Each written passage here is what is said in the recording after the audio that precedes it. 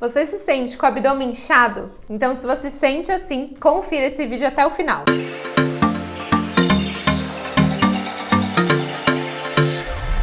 Olá pessoal, tudo bem? Meu nome é Julia Bergman, eu sou nutricionista e eu também tenho um perfil lá no Instagram que eu vou deixar aqui pra vocês e diariamente eu posto dicas em relação ao emagrecimento e à nutrição. E aqui no YouTube eu tô uma vez na semana sempre postando por aqui conteúdos em relação à nutrição e processos de emagrecimento. E no vídeo de hoje eu vou estar falando um pouquinho sobre como melhorar a distensão abdominal, principalmente quem se sente com o abdômen que durante o dia não tá tão inchada e chega no final do dia tá com aquele abdômen distendido, duro, muitas vezes até com desconforto, enjoada, com uma má digestão, de tão desconfortável que tá aquele abdômen inchado. Então no vídeo de hoje eu vou estar passando todas essas estratégias. E a primeira estratégia é o controle dos alimentos que fermentam muito. A gente tem um grupo de carboidratos que o nome deles são carboidratos FODMAPs, que são carboidratos que fermentam mais no nosso intestino, então distende mais a nossa barriga.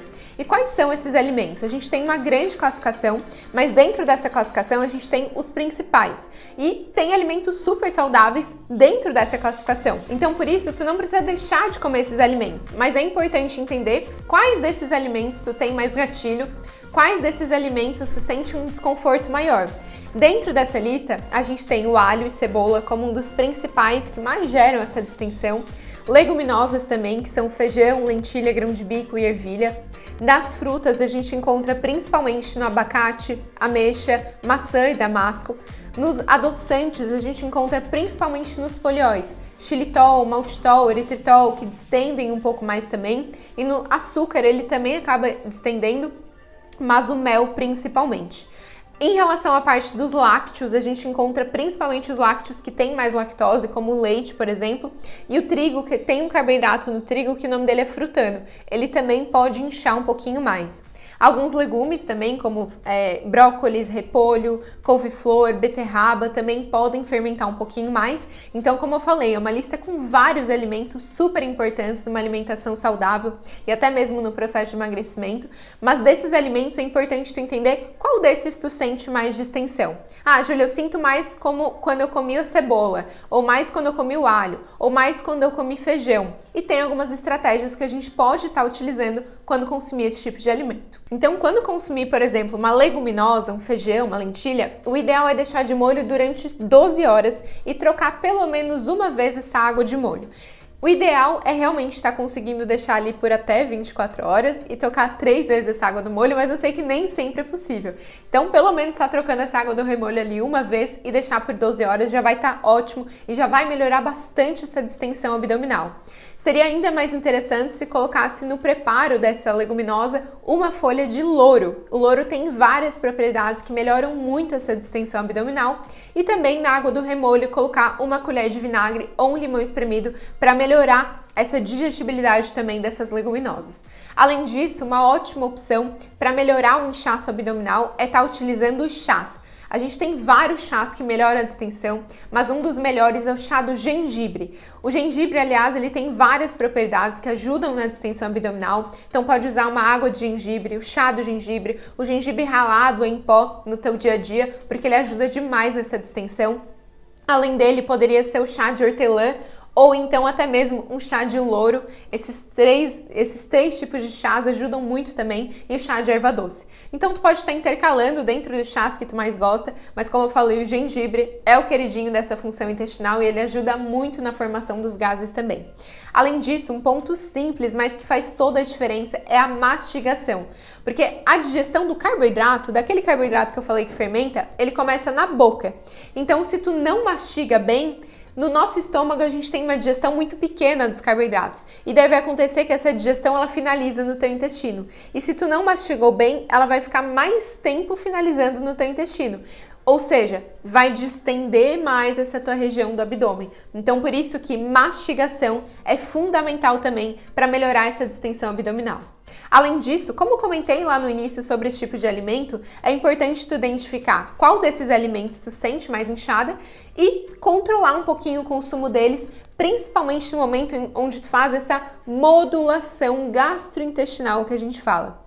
O que é essa modulação gastrointestinal, Júlia? É importante tu melhorar a liberação de enzimas do teu organismo e a digestão desse alimento, né, desse carboidrato principalmente. A gente libera mais enzimas a partir do momento também que a gente mastiga melhor. Algumas estratégias também auxiliam, como por exemplo, o limão espremido também, às vezes um pouquinho de limão espremido em cima da comida, ou até mesmo num shot pré-refeição, tudo isso pode estimular. Mas é bem importante entender se é um alimento que tu tem uma sensibilidade maior, é interessante estar evitando, né? Ou tem uma sensibilidade no dente, também seria interessante estar evitando, mas ele é ótimo, ou então usar de canudinho, mas ele é ótimo para estimular um pouco mais enzimas digestivas.